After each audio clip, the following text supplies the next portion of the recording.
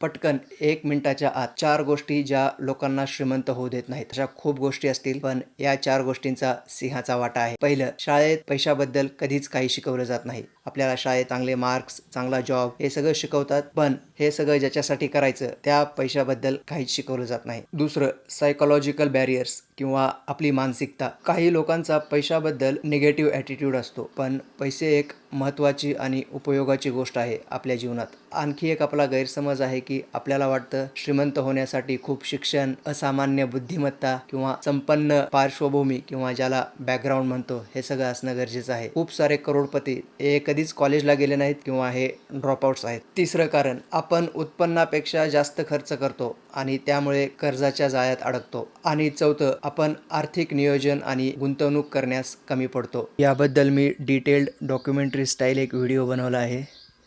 चॅनलवर पाहायचं असेल तर तुम्ही पाहू शकता.